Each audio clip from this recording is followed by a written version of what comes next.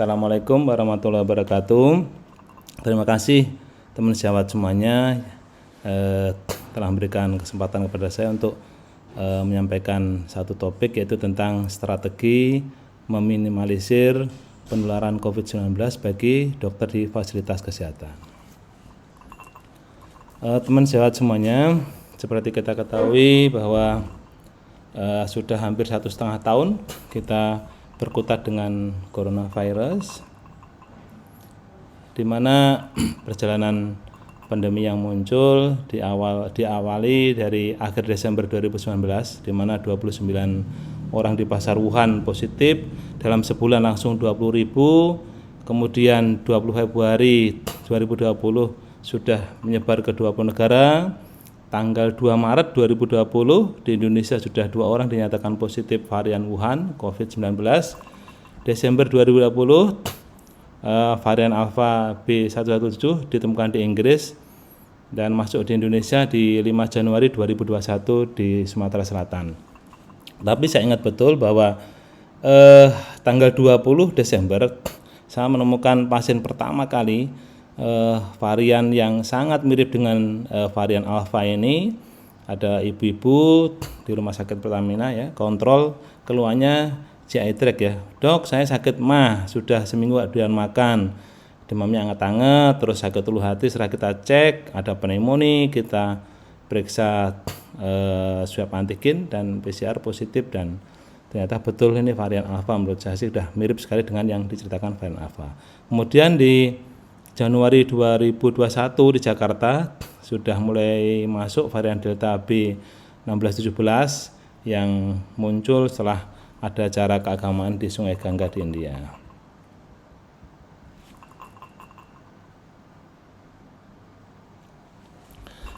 Pada tanggal 3 Mei 2021, Menkes kita Pak Budi Gunadi Sadikin menyampaikan bahwa di Indonesia sudah masuk 3 varian coronavirus yang paling menular, yaitu dari Inggris yang B117 varian Alpha, kemudian B1351 dari Afrika Selatan, dan B1617 dari India yang sebenarnya sudah dari Januari ya sudah mulai masuk.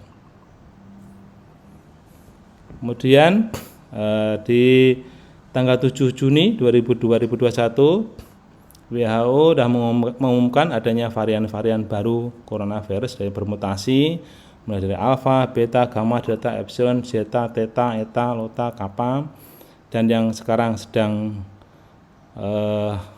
berada di mana-mana di Indonesia terutama, yaitu varian delta yang B1617.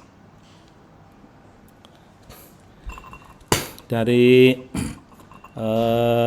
Ketua Tim BGS LIPI 16 Juli menyampaikan bahwa 95% kasus di Indonesia dalam 3 minggu maksudnya, 3 minggu terakhir, itu maksudnya sebelum 16 Juli berarti di akhir Juni, dideteksi ternyata 90% adalah varian Delta, dan sisanya varian Alpha. Ini sejak di Kudus ya, Kudus kita tahu sendiri yang pertama kali terjadi heboh gempar di mana-mana, semua orang terkena COVID di Kudus di akhir-akhir di pertengahan Juni.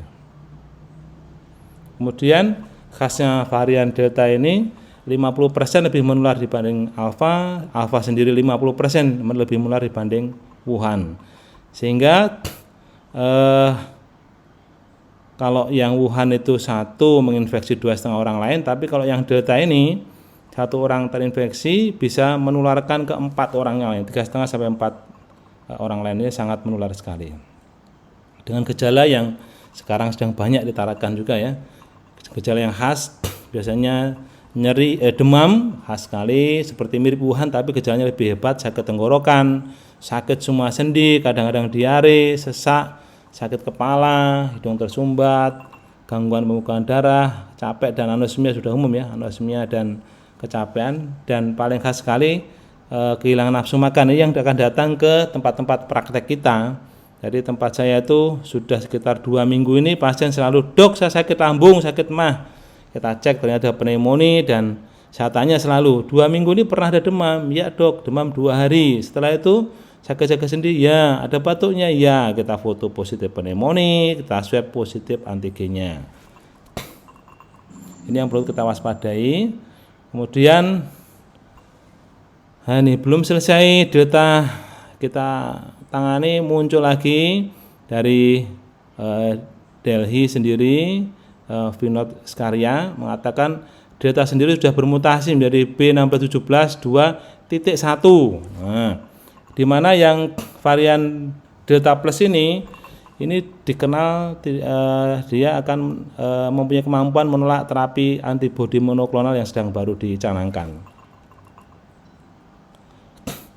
Di mana varian ini disinyalir kebal terhadap terapi antibodi pada orang yang sudah divaksin, ya, karena dia bermutasinya dengan cenderung resisten, tadi sifatnya resisten terhadap terapi antibodi monoklonal, mengikat S2-nya sangat kuat, dan resisten, menurunkan efikasi antibodi. Nah, data nakes yang gugur dan menjadi pahlawan COVID yang terus terang kita sedih, ya. Tiap hari kita dengar, hari ini tadi Prof. Suhanto dari SPOG dari Surabaya gugur, ya. Perkembangan terakhir yang 2 hari yang lalu saya update 6 Agustus kasus COVID di Indonesia sudah mencapai 3.067.863 dengan kasus aktif masih 500.007.373 dengan 1.511 nakes yang gugur, di mana ini bulan Juli, ya, yang sudah pas sedang rame-ramenya gelombang 2 ini. Teman sehat kita dokter ada 545 dan perawatnya 494 ini Juli. Tapi setelah diupdate, saya terakhir mengupdate di 4 Agustus, ternyata sudah mencapai 640 dokter yang telah gugur. Makanya kita membuat dari ketua ID membuat tim mitigasi ID untuk membantu teman sejawat kita semua, kita saling melindungi satu dengan yang lain untuk agar kita bisa melewati masa sulit ini dan saling bahu-membahu. Dari kasus itu ternyata yang laki-laki dari tim mitigasi ID dari 640 dokter yang gugur, 84% laki-laki. Kemudian jumlah tertinggi di bulan Juli, ya, Juni kan 52 dokter yang gugur, di Juli yang paling tinggi yaitu 199 dokter, dengan terbanyak di Jawa Timur 140 teman sehat kita dokter yang gugur, Jawa Tengah 96, Jakarta 94, kemudian Jawa Barat 94. Ini makanya kita bersama-sama membuat tim mitigasi, saling bahu-membahu untuk saling bantu-bantu di antara kita. Kemudian saya update di 25 Juni dari berita dari ID tim mitigasi, puncaknya dari bulan Maret 2020, puncaknya di Januari 2021 mencapai 65 teman sejawat yang gugur, kemudian Juni tadi 52, naik lagi Juli 199. Ini yang harus kita waspadai dan ya, mari kita sama-sama bahu-membahu untuk menyelamatkan teman sejawat kita semua bersama. Di mana di Juli 2021 terdapat pergeseran, ya, yang kalau untuk teman sejawat dokter umum yang memang menempati paling atas, ya, karena teman sejawat dokter umum yang paling terdepan, di garda terdepan di puskesmas, di tempat praktek, semua orang demam batuk pilek selalu ke puskesmas, ke tempat praktek. Makanya paparan pertama teman sejawat dokter umum, kemudian biasanya di peringkat kedua dokter penyakit dalam, yang ini di bulan Juli awal sudah digeser oleh teman sejawat dari obstetrik ginekologi. Mungkin apakah kecapean atau pasiennya sudah banyak yang lolos, ya, dari screening, karena memang gejalanya tambah nggak khas. Pasien saya yang di praktek itu hampir 70-80% pasien COVID itu selalu datang dengan gangguan saluran pencernaan. Dia nggak doyan makan, dok, selalu kita cek pneumonia. Usia rentang teman sejawat kita yang gugur antara 46 sampai 71 tahun, maka ini memang yang masih muda-muda, ini yang kuat sekali untuk merawat pasien COVID yang umur 46 ke atas, itu sudah memang kita harus agak hati-hati, waspada. Seperti kita ketahui bersama bahwa yang menyebabkan seorang sakit itu dipengaruhi oleh 4 faktor. Yang pertama agent, kita membahas tentang COVID tentu Yang pertama adalah virus, ini yang penentunya. Yang kedua host, itu di manusianya. Ketiga adalah lingkungan, environment. Yang terakhir adalah faktor X, ini yang tidak bisa kita hindari. Kalau untuk virus sendiri, yang menentukan seseorang jadi sakit atau enggak, tentu yang pertama adalah virulensi dari virus. Jadi seperti kita ketahui, COVID dari Wuhan geser ke Alpha, ke Delta, ada Beta, ada Kappa. Nah, itu virus yang selalu bermutasi. Tentu kalau virus-virus yang terakhir yang Delta ini, yang dia 4 kali lebih menular dan 4 kali lebih mematikan, ini yang karena dia adaptasi untuk biar virusnya bertahan hidup, dia bermutasi terus. Virulensi kuman menentukan seseorang sakit atau tidak. Yang kedua, viral load, jumlah dari virus, yaitu dipengaruhi oleh jumlah paparan saat kontak dengan orang yang tertular virus, baik paparan langsung atau tidak langsung, dan frekuensi jumlah seringnya paparan. Kemudian seperti kita lihat di slide ini, kalau orang yang paparannya secara langsung, misalnya buka mulut, kemarin itu ada pasien saya kurang lebih 2 minggu yang lalu, dok, saya mau periksa enggak, saya enggak doyan makan, mulut saya itu putih-putih. Terus kemudian saya tolong dok dicek dok, kenapa dok dia ngotot enggak diperiksa? Karena saya sudah periksa ke teman yang dokter X gitu. Kemudian udah diperiksa dok, katanya mulut saya putih-putih, saya pengen periksa putihnya ada apa, ngotot. Nah, kita tahu bahwa untuk memeriksa pasien dengan buka mulut yang menyebabkan paparan jumlah virus bisa banyak, tentu kita harus sesuai dengan yang direkomendasikan ID, itu harus menggunakan APD level 2+ atau level 3 kalau bisa. Karena kalau enggak, paparan langsung itu akan menyebabkan jumlah virus viral load-nya banyak sekali. Yang kedua, kita lihat di tempat antrian tunggu praktek ini, lihat orangnya nggak pakai masker, ini sebelum corona ini ya. Kalau ada musim corona, ada yang batuk 1, 2, 3 orang, virusnya muter di ruangan yang ventilasinya kurang, tentu ini akan menyebabkan paparan tidak langsung. Kalau kita lolos, APD nggak bagus, itu bisa terpapar dari virus. Yang terakhir dari frekuensi tentu berapa sering kita terpapar. Kalau kita sering-sering terus, makanya kalau teman sejawat yang di Surabaya misalnya, banyak sekali yang terpapar karena saking banyaknya pasien, itu akan mempengaruhi seseorang bisa mudah terjadi terkena virus. Host dari manusia sendiri tentu dipengaruhi oleh penyakit komorbidnya, apakah ada penyakit autoimun, DM, hipertensi, asma, sindrom metabolik, CF, dan lain-lain. Kemudian status nutrisinya, lifestyle-nya, ada enggak olahraga, jam tidurnya kurang enggak, merokok enggak.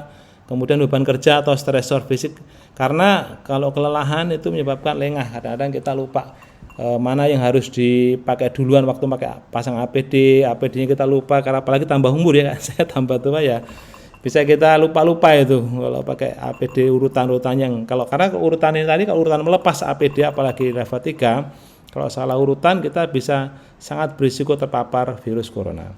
Yang kelima tentu stresor mental ya, kalau kita sedang punya masalah berat akan menurunkan imun kita. Yang terakhir yang sedang kita upayakan adalah vaksinasi ya, yang sedang kita upayakan, mudah-mudahan kita segera dapat vaksin yang ketiga untuk menahan adanya virus Delta ini. Kemudian di lingkungan kerja, di lingkungan yaitu lingkungan dokter yang mempengaruhi tentu tempat kerja, baik di rumah sakit atau di praktek, dan di luar tempat kerja. Di lingkungan itu di tempat kerja dan luar tempat kerja. Luar tempat kerja tentu kontak dengan orang lain, kontak dengan yaitu antara lain anggota keluarga, asisten rumah tangga, kenalan akrab, misalnya penjual makanan atau pengantar paket. Hati-hati, banyak sekali sindrom terpapar karena pengantar paket yang kita anggap nggak apa-apa. Kemudian acara-acara yang lain, misalnya ada rapat, undangan, makan di restoran, potong rambut, hati-hati potong rambut yang tempatnya tertutup, ventilasi nggak ada, kita disuruh buka masker kita, nah itu paparannya sangat berisiko. Benda-benda lain ya yang mempunyai risiko untuk memaparkan virus corona ini ya uang, paket, gagang pintu, dan hal-hal yang sudah biasa kita ketahui bersama. Yang terakhir adalah takdir ya. Kadang-kadang kita ngiri ya dengan orang-orang yang Di pinggir jalan kita setengah mati pakai masker, terus kemudian dia nggak pakai masker di pinggir jalan, ternyata nggak terpapar juga. Ini memang faktor X juga memang dominan ya, karena Allah atau Tuhan menentukan lain. Ternyata kita yang terpapar, orang lain enggak, yang walaupun dia nggak pakai masker, tapi kita nggak boleh seperti itu. Artinya tanpa usaha, ya itu namanya bunuh diri. Ya, sebagaimana kalau di Islam ya, bahwa di surat Al-A'raf ayat 34 ya, dan setiap umat mempunyai ajal, dan apabila ajal itu tiba maka mereka tidak dapat minta penundaan ataupun percepatan. Artinya nomor satu kita berdoa, mudah-mudahan kita selalu selamat.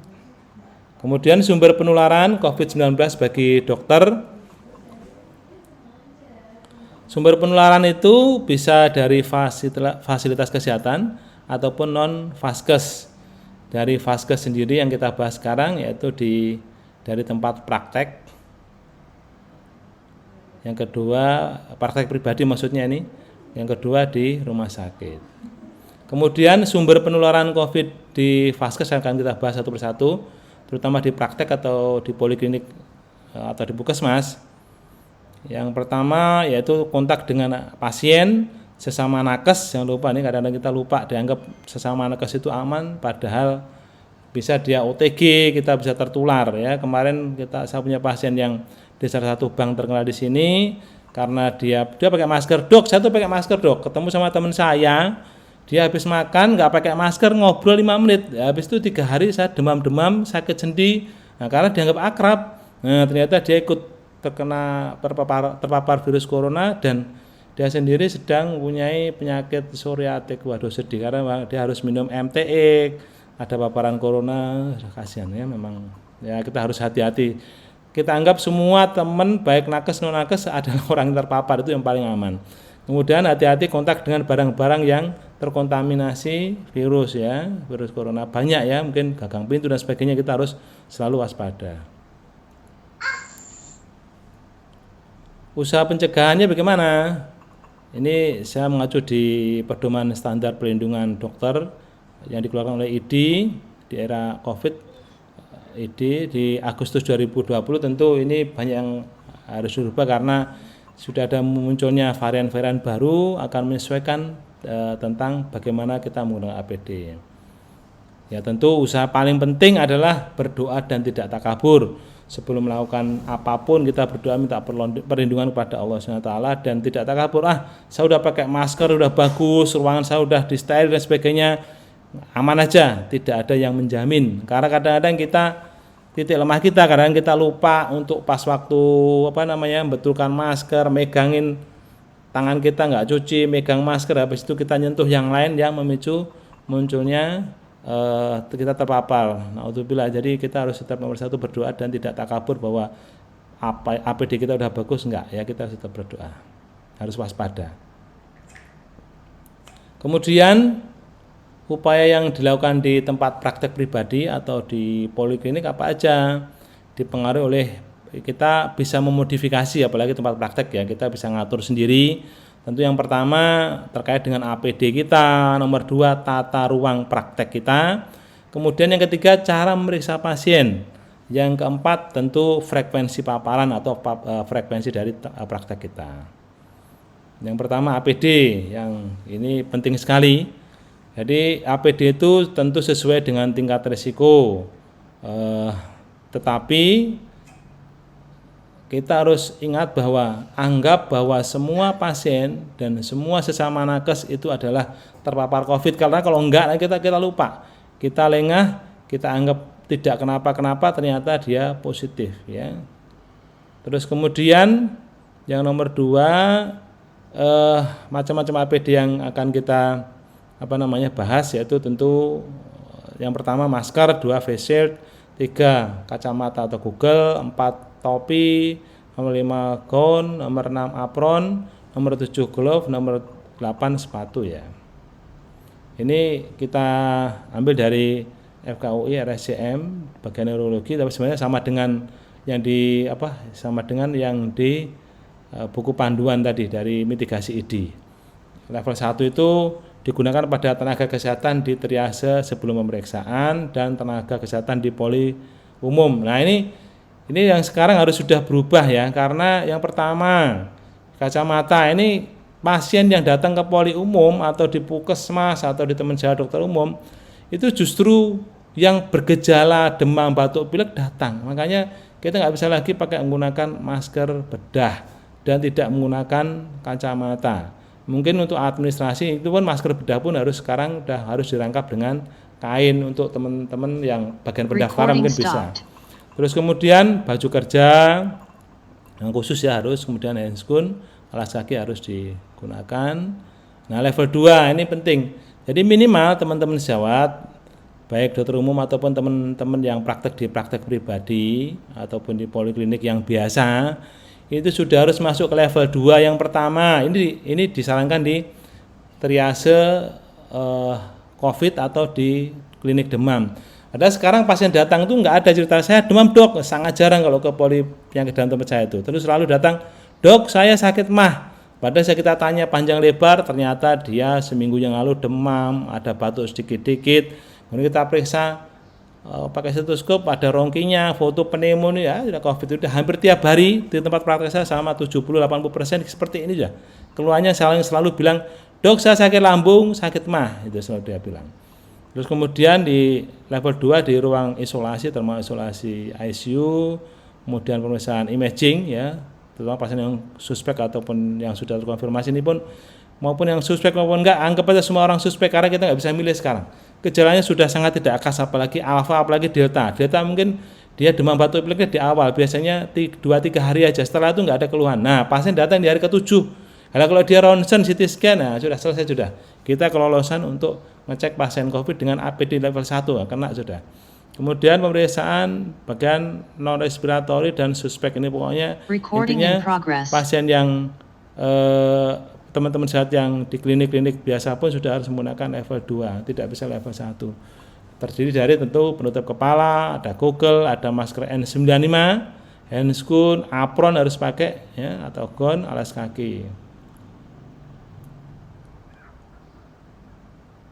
Nah ini di 24 Juni dari PABRI sendiri perhimpunan menyampaikan bahwa harus menggunakan masker N95 karena tadi saya sampaikan di bulan Juni tengah itu sudah dianggap aman-aman, ternyata ledakan adanya Delta sudah harus kita memang, saya sejak bulan Desember sejak ketemu pertama kali pasien dengan varian Alpha itu sudah saya minimal KN95, begitu udah mulai Januari udah mulai Februari udah mulai meledak, sudah mulai nyari awalnya KN, kemudian beli N95 beli sendiri di online karena ya segimanapun, karena kalau rumah sakit suruh menyediakan memang berat ya, 600.000 isi 20 biji ya hampir 30.000, kalau sekali pakai waduh bangkrut rumah sakitnya, kita usaha sendiri.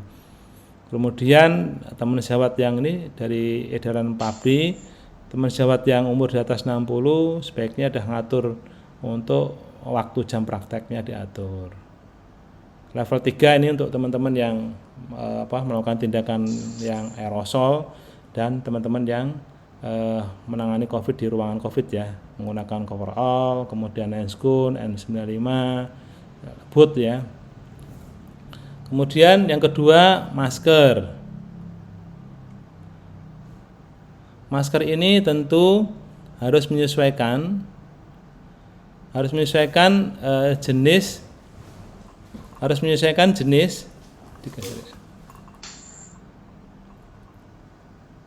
digeser nutupi tulisan. Jadi harus menyesuaikan jenis, kemudian kualitas, cara pakai dan sterilitas. Jenisnya harus sesuai, apakah non medis, surgical, KN, N95, apakah menggunakan respirator. Kemudian yang kedua kualitas ini tentu penting ya, karena apakah ini karena untuk keselamatan kita, apakah kualitasnya bagus atau tidak. Kemudian cara pakai, pastikan ada cermin ya kalau mau pakai masker, nyaman atau enggak, karena masker itu sekali pakai jangan pernah dibuka lagi, karena kalau saya habis pakai ya sudah sampai pulang pakai terus, enggak buka-buka untuk makan dan minum. Kemudian yang terakhir adalah sterilitas, karena kita di rumah sakit, ke tempat saya itu masker itu kalau pakai N95 dibagi. Nah, itu yang masker bedah pun dibagi. Lah itu petugasnya diharuskan mencuci tangan dan dibungkus, kadang-kadang dipegang pakai tangan. Dok, ini dok maskernya. Waduh, nah ini kita harus, nanti jangan sampai kita tertular gara-gara yang bagi ini jangan-jangan OTG. Nah, nanti kita harus, kalau saya steril dengan dikukus dulu. Nah, ini jenis masker. Masker ada yang non reusable dan reusable, ini sekali pakai buang ya. Ada KN, ada surgical mask. Kemudian kalau yang reusable ya ada respirator. Ini untuk yang teman-teman yang di ruangan operasi, karena ada yang baru ya, LG Puricare.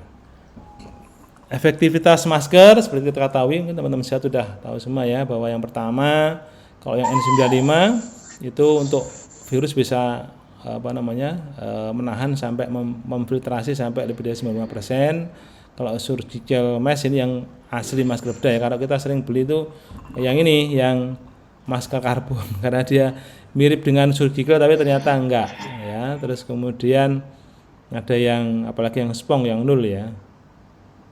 Nah, ini kalau yang kita menggunakan KN hati-hati yang Guangdong, saya punya banyak yang Guangdong ini.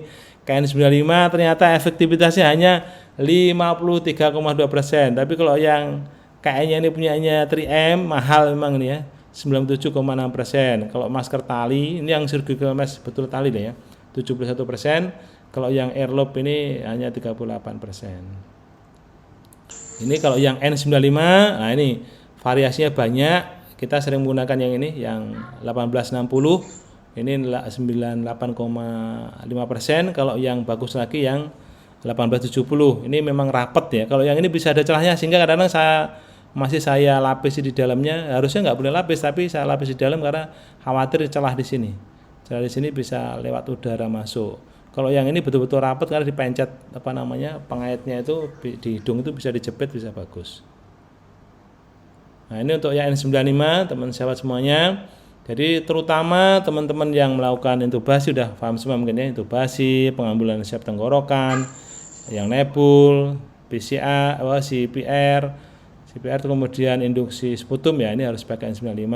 Terus kemudian ini boleh dilapis ya, boleh dilapis bedah di luarnya, masker bedah kalau dia mau di reuse, walaupun sebenarnya enggak, karena biar enggak terkontaminasi. Terus kemudian sebenarnya N95 ini masih bisa kalau terpaksa itu bisa dipanjangkan umurnya 3-5 hari, dipakai sampai 35 hari. Menggunakan apa? Sterilnya dengan UV. Walaupun saya mengadopsi dari CDC-nya Taiwan, itu bisa menggunakan kukus Magicom. Ini saya pakai rice cooker itu, tapi dikukus 5-10 menit itu bisa untuk membunuh virus. Berikutnya ini informasi dari 3M resmi bahwa sebenarnya memang yang masker yang non reusable itu sebenarnya tidak bisa didasarkan untuk didesinfektan dan sterilisasi.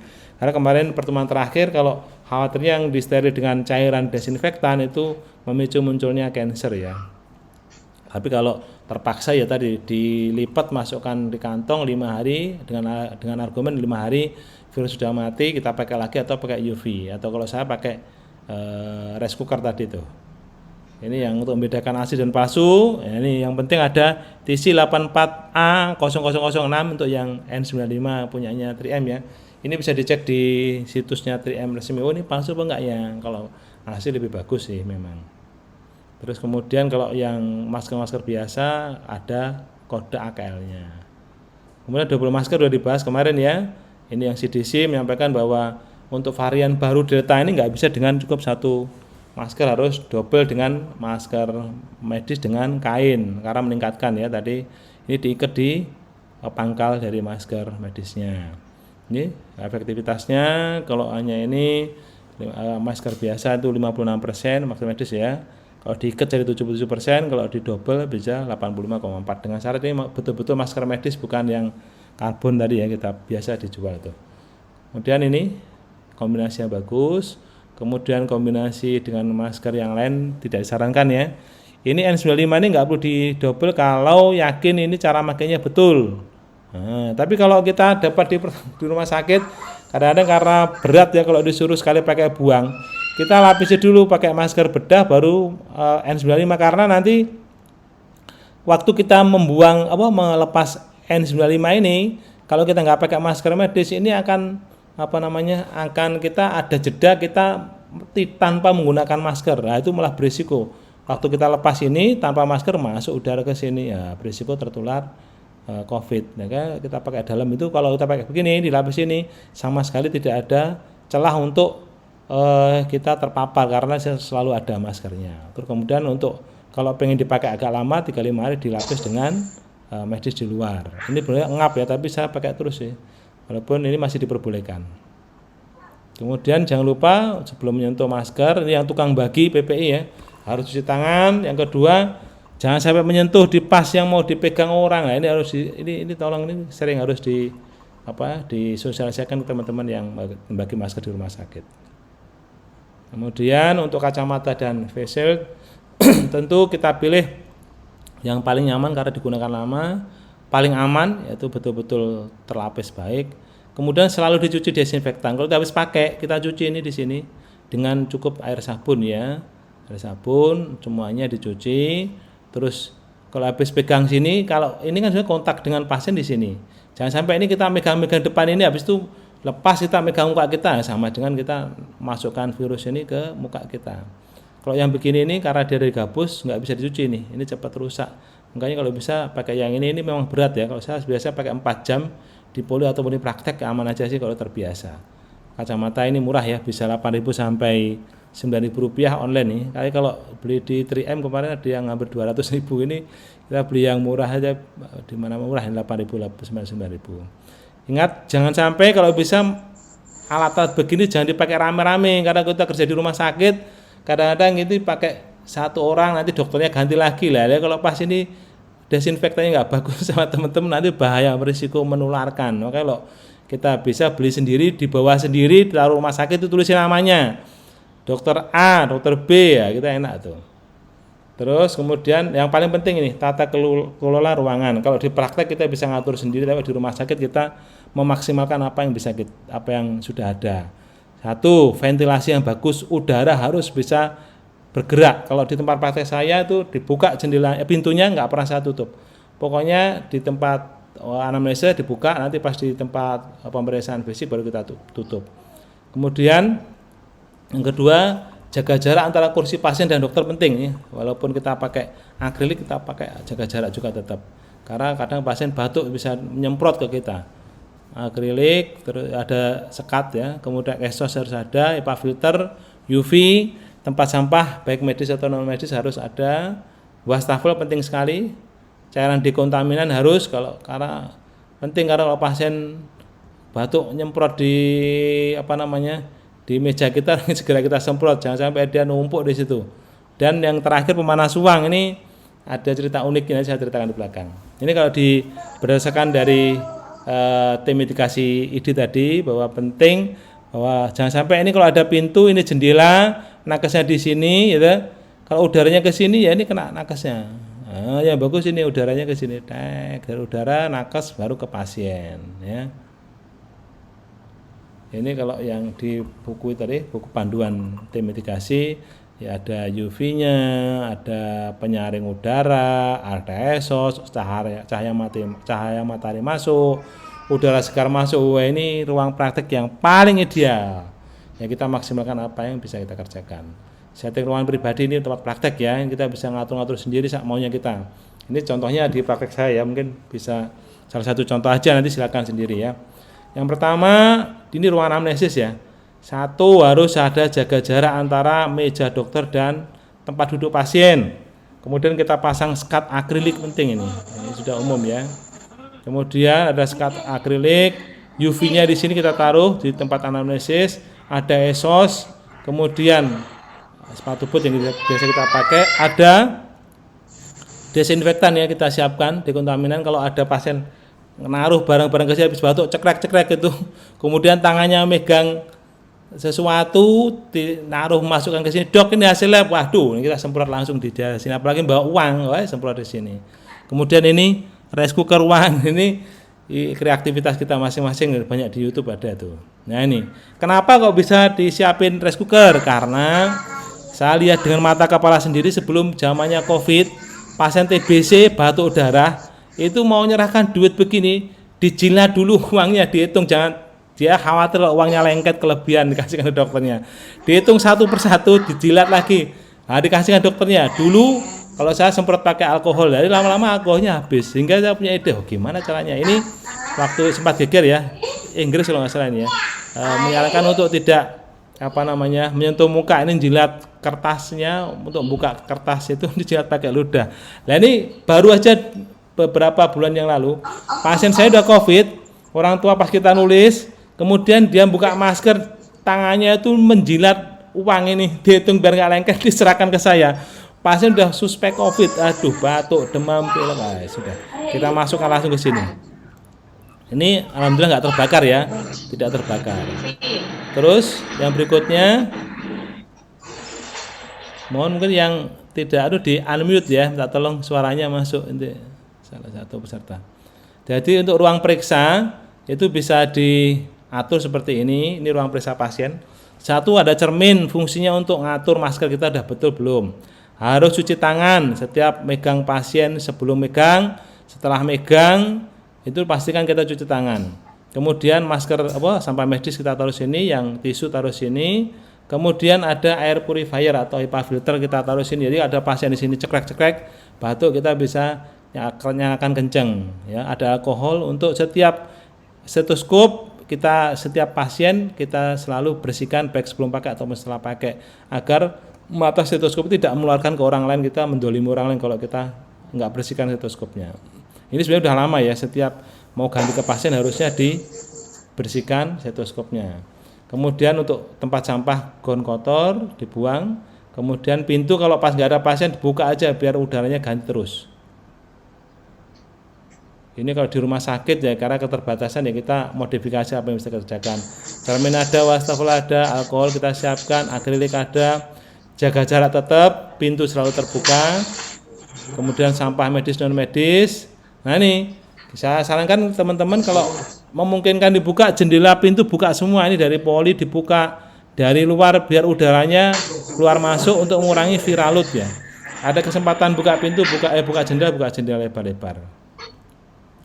Kemudian cara meriksa pasien ini penting ya.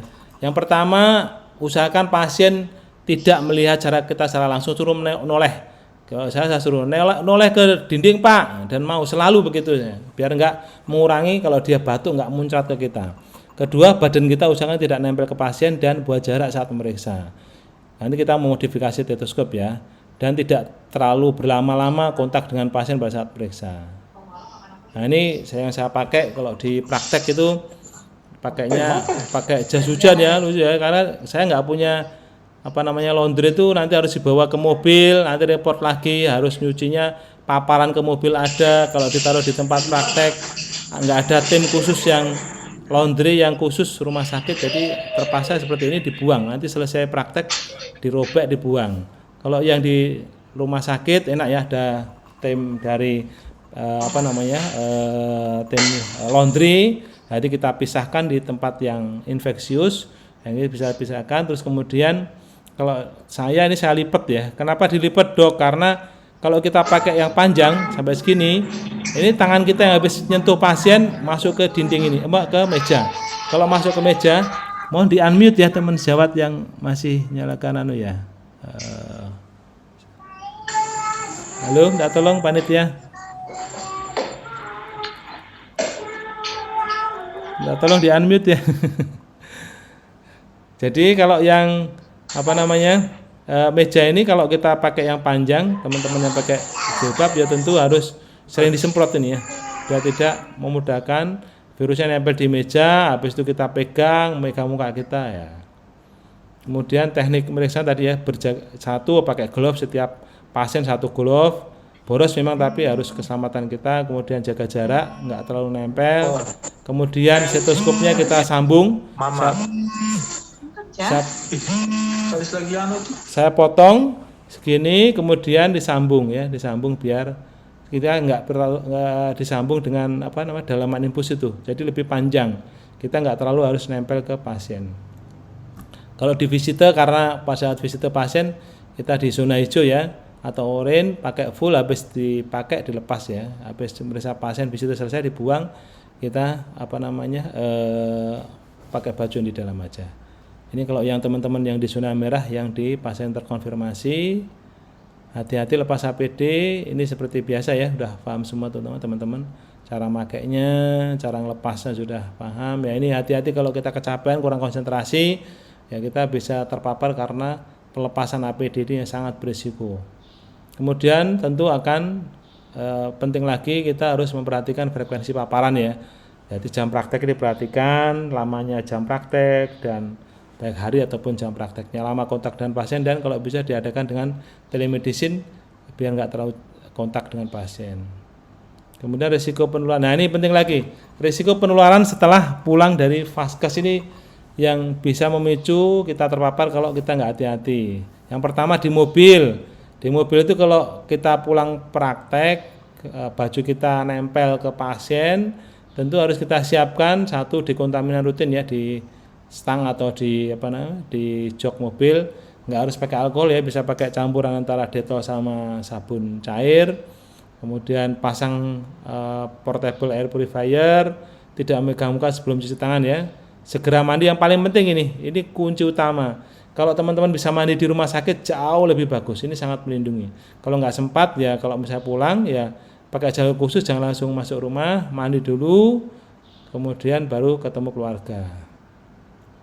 Kalau di rumah sakit hati-hati, di kamar mandi kan dipakai rame-rame, ruangnya sempit ya, harus hati-hati. Kemudian risiko paparan uang tadi seperti saya sampaikan, sebaiknya tetap dikukus saja, dipanasin. Kalau paket ya disemprot dulu. Kemudian makanan pesanan bisa dimasukkan microwave, kontak dengan pegawai ataupun ibu asisten rumah tangga ya. Ini kalau di mobil kita bisa pakai air purifier, kemudian desinfektan yang kita siapkan. Mandinya di rumah sakit seperti ini segera ya. Kalau saya di rumah ya pakai di luar rumah, ini ada sekatnya untuk tirai. Mandi mau jam 11, jam 12 malam, jam 1 saya tetap mandi. Nah, mandi kemudian baju kita rendam dulu di ember, baru mandi di dalam ketemu keluarga. Kalau di luar rumah hati-hati, yang menyebabkan titik lengah kita, walaupun kita udah kuat-kuatan untuk APD ya, makan bersama, satu kendaraan bersama dengan orang, teman akrab, berkumpul dengan keluarga, bekerja sama, di asrama, antri, rapat, foto bersama di pusat perbelanjaan ataupun di resepsi. Demikian yang dapat saya sampaikan, mudah-mudahan bermanfaat. Wassalamualaikum warahmatullahi wabarakatuh.